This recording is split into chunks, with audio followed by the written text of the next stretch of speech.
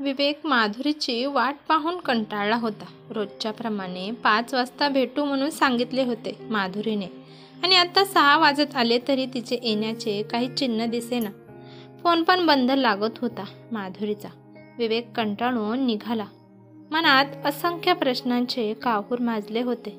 त्याला काही समजत नव्हते की नक्की काय झाले असावे. आजपर्यंत कधीच असे झाले नव्हते. थोडाफार उशीर झाला तरी त्यांचं भेटणं रोज ठरलेलंच होतं. विवेकच्या मनात आले घरी जावं का माधुरीच्या, पण परत त्या विचाराला त्याने मुरड घातली. तिथे उगीच काही गोंधळ नको म्हणून तो सरळ त्याच्या घरी निघून आला. पुढचे 2 दिवस असेच वाट पाहत निघून गेले.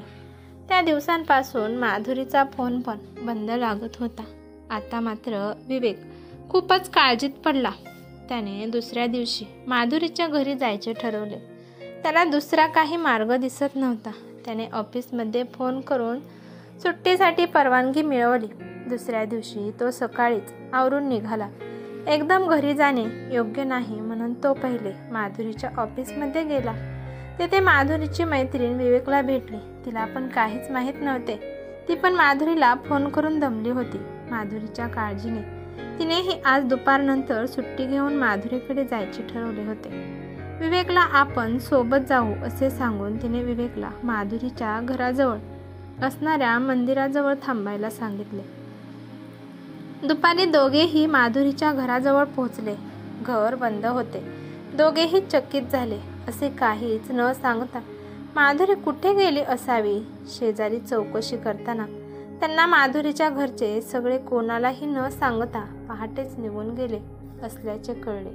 पण नक्की कुठे गेले ते कोणालाही माहीत नव्हते. माधुरीच्या बोलण्यातून विवेकने बऱ्याच वेळा तिच्या मावशीचे नाशिकला घर आहे असे ऐकले होते. इतर कोणी नातेवाईक बाहेर गावी आहेत असे त्याला तरी ऐकण्यात आले नव्हते. विवेकला काही कळेना काय करावे. माधुरीच्या काळजीने तो पुरता हतबल झाला. तिच्या घरच्यांनी तिला घेऊन जाऊन तिचे लग्न तर लावून दिले नसेल ना, या विचारासरशी त्याची झोप उडाली. 2 दिवसात जिथे जिथे शक्य होईल तिथे सगळ्या ठिकाणी जाऊन त्याने माधुरीबद्दल काही कळते का म्हणून प्रयत्न केले, पण त्याला कुठूनही काहीच कळले नाही. खूप विचाराअंती त्याने स्वतः नाशिकला जायचा निर्णय घेतला. तिथे नक्की कुठे माधुरीला शोधणार याची त्यालाही खात्री नव्हती. पण माधुरीशिवाय आता त्याला चैन पडत नव्हते. 2 वर्षापूर्वी त्याची ऑफिसला जाताना बसमध्ये ओळख झाली. विवेकच्या बस स्टॉप नंतर 2 बस स्टॉप सोडून 3ऱ्या स्टॉपवर माधुरी बसमध्ये बसायची. दोघांचे उतरण्याचे ठिकाण एकच होते, पण ऑफिस वेगवेगळ्या दिशेला होते. असेच एकदा सुट्ट्या पैशांवरून माधुरी आणि बस कंडक्टरची थोडी बाचाबाची झाली. तेव्हा विवेकने मध्यस्थी करून त्यांचा तंटा सोडवला होता. तेव्हापासून मग दोघांची छान मैत्री झाली आणि मग दोघेही एकमेकांच्या प्रेमात पडले. दोघांनाही अजून 1-2 वर्ष तरी लग्नाची घाई नव्हती. घरूनही काही विरोध होईल याची शक्यता नव्हती. म्हणून आधी एकमेकांसोबत छान वेळ घालवू असे दोघांचेही मत होते. पण आज हे असे अचानक काय घडले होते त्याचे त्याला कोडे पडले होते. विवेक माधुरीच्या ऑफिसमध्ये गेला. तिच्या दुसऱ्या मैत्रिणीकडे चौकशी करून तिच्याबद्दल अजून काही कळेल या आशेने विचारणा केली. पण तिथेही फक्त एवढेच कळले की माधुरीची नाशिकला एक मावशी आहे आणि माधुरी जर कुठे गेलीच तर फक्त तिथे जाऊ शकते. माधुरीच्या मैत्रिणीने तिच्या काकांचे त्याला नाव सांगितले, पण पत्ता मात्र तिलाही माहीत नव्हता. विवेक आणि माधुरी रोज भेटायचे, पण घरातल्या इतर गोष्टींबद्दल त्यांच्यात जास्त चर्चा होत नसे. ऑफिसमधल्या कामांचं बोलणं फक्त आई वडील, भाऊ बहीण यांबद्दल मोघम चर्चा एवढाच त्यांच्या चर्चेचा विषय असायचा. आज विवेकला असं वाटत होतं की त्याने या सगळ्या गोष्टी जाणून घ्यायला हव्या होत्या, म्हणजे आजही वेळ आली नसती. विवेकला नाशिकमध्ये जाऊन माधुरीचा शोध घेणे हा शेवटचा एकच पर्याय उरला होता. तो त्याच्या ऑफिसमध्ये 4 दिवसांची रजा टाकून सरळ नाशिकला निघाला. 3-4 तास प्रवास करून तो नाशिकला पोहोचला. उतरल्यावर एका हॉटेलमध्ये जाऊन तो जरा फ्रेश झाला. थोडाफार नाश्ता आणि चहा घेऊन त्याने बिल देताना प्रकाश मोहितेंना ओळखता का म्हणून विचारले. माधुरीच्या ऑफिसमध्ये त्याला काकांचे नाव कळले होते. तेवढा एकच नावाचा आधार घेऊन तो निघाला होता. त्याच्या नशिबाने त्याला साथ दिली आणि हॉटेलवाला त्यांच्या ओळखीचा निघाला. त्याला पत्ता विचारून तो माधुरीच्या ओढीने त्या ठिकाणी अगदी उतावीळ होऊन निघाला. विवेकने सरळ रिक्षा केली आणि रिक्षावाल्याला पत्ता सांगून तो रिक्षात बसला. विवेक तिथे पोहोचायला अर्धा तास लागला. रिक्षावाल्याने त्याने सांगितलेल्या पत्त्यावर आणून सोडले. पैसे देऊन तो खाली उतरला. आजूबाजूला बरीच घरे होती. त्यातलं नक्की घर कोणतं ते त्याला कळेना. 1-2 घरात त्याने चौकशी केली आणि मग हवे ते घर त्याला मिळाले. तिथे बाहेर थोडा वेळ थांबून मनाची पूर्ण तयारी करून मोठ्या आत्मविश्वासाने विवेकने दार वाजवले. आतून एका वयस्कर आजीने दार उघडले. दारात अनोळखी व्यक्ती पाहून तिने कोण हवे आहे म्हणून चौकशी केली. एकदमच माधुरीचे नाव न सांगता त्याने काकांचे नाव सांगून त्यांना भेटायचे आहे असे सांगून आधी घरात प्रवेश मिळवला. आजीने त्याला आत येऊन बसायला सांगितले. प्रकाश, अरे कोण आले आहे बघ बरं असे म्हणून काकांना आवाज दिला. तोवर विवेक घरात कुठे माधुरीची चाहूल लागते का याचा अंदाज घेत इकडे तिकडे बघायला लागला. घर बरेच मोठे होते. विवेक बसला होता तो बैठकीचा भाग होता आणि आता बरेच मोठे घर असल्याने त्याला तिथे बसून आतल्या माणसांचा आवाज येत नव्हता. तो थोडा निराश झाला. तेवढ्यात काका येताना दिसले. त्यांनीही हा नवा पाहुणा कोण आहे म्हणून उत्सुकता लागली. विवेकला नमस्कार करून बसत ते म्हणाले, कोण हवे आहे आपल्याला? मी तुम्हाला ओळखत नाही, कुठून आला आहात? एवढे बोलून त्यांनी पाणी आणायला गणेश म्हणून कोणाला तरी आवाज दिला. पाणी येईपर्यंत विवेकला बोलायला थोडा धीर मिळाला. मनात तो काय आणि कसे बोलायचे याच विचारात होता. तेवढ्यात गणेशने पाणी आणून दिले. पाणी पिल्यावर दीर्घ श्वास घेऊन विवेकने बोलायला सुरुवात केली. माझी माहिती सांगण्याआधी मी तुम्हाला काही विचारू शकतो का? विवेक हात जोडत नम्र होऊन म्हणाला. काका म्हणाले, हो विचारू शकता. काय जाणून घ्यायचे आहे तुम्हाला? विवेकने मग वेळ न घालवता मोठ्या अधीरतेने त्यांना विचारले. काका, माधुरी मोहिते मुंबईला असते, ती तुमचीच बाची आहे ना? काका थोडे साशंक नजरेने विवेककडे बघत म्हणाले, हो माझी भाची आहे ती. पण तुम्ही हे का विचारत आहात? तुम्ही तिला कसे काय ओळखता? आपण योग्य ठिकाणी पोहोचलो आहोत हे लक्षात येताच विवेकला मनातून हायसे वाटले. काका त्याच्याकडे आश्चर्याने बघत होते. त्यांची निराशा न करता विवेक पुढे बोलू लागला. माझे नाव विवेक तानाजी उघडे. मी मुंबईला IT कंपनीत कामाला आहे. घरी आई वडील, एक भाऊ आणि एक विवाहित बहीण आहे. मी आणि माधुरी 1.5 वर्षापासून एकमेकांना खूप चांगल्या प्रकारे ओळखतो. काकांच्या चेहऱ्यावरचे भाव निरखत विवेक पुढे बोलत राहिला. आम्ही लग्न करायचे ठरवले, पण सगळ्यांच्या संमतीने पुढे जायचे ही दोघांचीही मनापासून इच्छा आहे. आम्हा दोघांनाही ही खात्री होती की दोघांच्याही घरून आमच्या लग्नाला पाठिंबा असेल. म्हणून मग आम्ही आधी एकमेकांना पूर्णतः जाणून घ्यायचे निश्चित केले होते. पण मध्ये 4 दिवसापासून माधुरी कुठे गायब झाली, काही कळायला मार्ग नाही. मी 2 दिवस सगळीकडे फिरलो, पण मला तिच्याबद्दल कुठेच काही कळलं नाही. मागे एकदा बोलताना तिच्याकडून नाशिकला मावशी राहते आणि कधीतरी तिच्याकडे जातो असे कळले होते. इतर कोणी नातेवाईक बाहेरगावी नाही.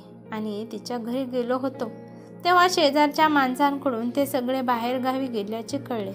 बाहेरगावी गेले म्हणजे ती फक्त इथेच येऊ शकते, म्हणून मग मी इथे आलो आहे. काका कृपा करून मला सांगा, माधुरी इथे आहे का? कशी आहे ती? आणि अचानक इकडे कशी काय निघून आली? काका विवेकचे बोलणे आणि स्पष्ट बोलण्याने जरा प्रभावित झाले होते. मुलगा चांगला आहे आणि माधुरीवर मनापासून प्रेम करतो आहे हे त्यांच्या अनुभवी नजरेने अचूक हेरले. विवेकच्या प्रश्नाचे उत्तर टाळत ते त्याला अजून जाणून घेण्यासाठी चिडल्याचे नाटक करत. प्रेम वगैरे सगळं खोटं असतं. अजान वयात नको ते निर्णय घेऊन नंतर सगळ्यांच्या जीवाला घोर लावणारे प्रेम म्हणजे फक्त तात्पुरते आकर्षण असते. अशा प्रकारे त्याला त्याच्या लग्नाच्या बाबतीत तो किती ठाम आहे याची जणू परीक्षाच घेत होते. त्यांनी विचारलेल्या प्रत्येक प्रश्नाला विवेक तितक्याच शांतपणे आणि ठामपणे उत्तर देत होता. काका त्याचा ठाम निश्चय पाहून मनातून खुश झाले. आपल्या भाचीची निवड चुकीची नाही याची त्यांना पूर्ण खात्री झाली. ते जरा शांत झाले. विवेक त्यांना पुन्हा खूप विनम्र होऊन म्हणाला, काका तुम्ही मला अजूनही हे नाही सांगितले की माधुरी इथे आली आहे का? काका काही न बोलता आत उठून गेले. विवेक फक्त काका सांगा ना एवढेच बोलत राहिला. काकांनी काहीच प्रतिक्रिया न दिल्याचे तो अवसान गेल्यासारखा गळून गेला. जरा वेळ तिथे थांबून आतून कोणाचाच प्रतिसाद न मिळाल्याने हताश होऊन तिथून निघाला. दाराजवळ जाईपर्यंत सारखा मागे वळून बघत होता. काहीही दिसेना. तेव्हा निराश होऊन तो तिथून निघाला. दाराजवळ जाताच त्याला माधुरीने हाक मारल्याचा भास झाला. तो चमकून मागे वळला. समोरचे दृश्य पाहून त्याला हसावे का रडावे तेच कळेना. तो तिथेच गुडघ्यावर खाली बसला. त्याच्यासमोर माधुरीसहित घरातील इतर मंडळी उभी होती. माधुरी आणि काका पुढे आले. जवळ जाऊन त्या दोघांनी त्याला उठवून खुर्चीवर बसवले. काका त्याच्या डोक्यावर थोपटत म्हणाले, बोला दोघेजण निवांत. तुमचं बोलणं झालं की आम्हाला बोलवा, मग आपण बोलू. आणि हो तुझ्या घरच्यांना बोलावून घे. लग्नाचं ठरवायला मोठी माणसे हवी ना. काका आणि इतर घरातील माणसे आत निघून गेली. माधुरी कान पकडत म्हणाली, माफ कर मला, माझ्यामुळे तुला खूप त्रास झाला ना. विवेक सावरत तिला म्हणाला, हो खूप त्रास झाला, पण आता सगळी भरपाई करून घेणार आहे. लग्न तर होऊ दे, मग बघ कसा त्रासाची परतफेड करून घेतो ते. माधुरी घाबरल्याचे नाटक करत म्हणाली, अरे बापरे, लग्न झाल्यावर जर तू त्रास देणार असशील तर मला नाही करायचे लग्न.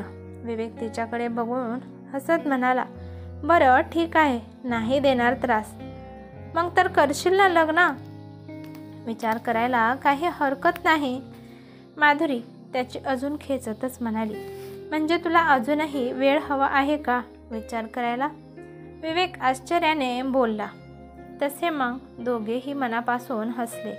विवेक मग शांत होत तिला म्हणाला, हे असे का वागलीस तू? न सांगता निघून आलीस.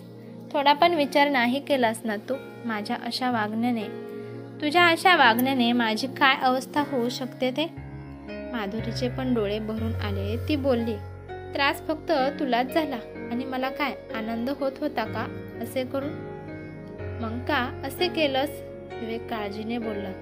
माधुरी पुढे बोलत म्हणाली, त्या दिवशी आपण जेव्हा भेटलो तेव्हा माझ्या दादाने आपल्याला पाहिले होते. मी घरी आल्यावर माझ्यावर सगळेच चिडले. सगळ्यांना समजावून सांगता सांगता मला खूप त्रास झाला. माझा फोन, माझा जॉब सगळंच बंद झालं. इकडे यायचा निर्णय घेऊन सगळ्यांनी माझे लग्न करूनच निघायचे असा निर्णय घेतला.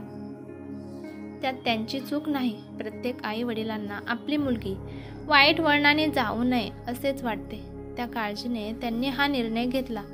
इथे आल्यावर वडिलांनी मावशी आणि काकांना सगळं सांगून स्थळ पाहायला लावले. काका आणि मावशीला मी तुझ्याबद्दल सगळी माहिती सांगितली. मग त्यांनी माझ्यापुढे अशी अट घातली की तू काही न कळवता इथे आली आहेस. जर तुझे माझ्यावर खरंच प्रेम असेल तर तू माझा शोध घेत नक्कीच येशील. तुझं इथपर्यंत येणं ही माझ्यासोबत तुझी ही परीक्षाच होती. जर तू आलास तर माझे लग्न तुझ्यासोबत नक्की करून देईल असा शब्द मला काकांनी दिला. आणि जर तू नाही आलास तर मात्र काका म्हणतील त्या ठिकाणी मी लग्नाला तयार व्हायचे असा दम पण भरला. मला खात्री होती तू येशील म्हणून मी तयार झाले ह्या गोष्टीला. आणि तू इथे येऊन माझ्यावरचं प्रेम सिद्ध करत सगळ्यांच्या परीक्षेत खरा उतरला आहेस. मला माझ्या प्रेमाचा अभिमान आहे विवेक. मी खूप नशिबान आहे की तुझ्यासारखा जोडीदार मला लाभला आहे. विवेक हे सगळं ऐकून निशब्द झाला. त्याने केलेल्या कसरतीचे त्याला सार्थक झाल्यासारखे वाटले. समाधानासोबत जग जिंकल्याचा स्वार्थ अभिमान त्याला वाटू लागला. त्यांचे बोलणे झाल्यावर मग काका आणि घरातील इतर मंडळी जमा झाली. सगळ्यांनी विवेकची ओळख करून घेतली. विवेकचा बोलका आणि निर्मळ स्वभाव सगळ्यांना खूप आवडला. आपल्या मुलीची आवड अगदी योग्य आहे याचे समाधान माधुरीच्या आई वडिलांच्या चेहऱ्यावर दिसत होते. काकांनी पुढाकार घेऊन विवेकच्या घरच्या मंडळींना बोलावून घेऊन पुढचे सगळे नियोजन करत 2 महिन्यानंतरची लग्नाची तारीख काढली. दोन्ही घरच्या सगळ्यांच्या पसंतीला दोघेही खरे उतरत थोड्याच दिवसात एकत्र बंधनात अडकले. ही कथा कशी वाटली ते मला कमेंट करून नक्की सांगा. कथा आवडल्यास लाईक शेअर नक्की करा. चॅनलवरती नवीन असाल तर चॅनलला सबस्क्राईब करायला विसरू नका. धन्यवाद.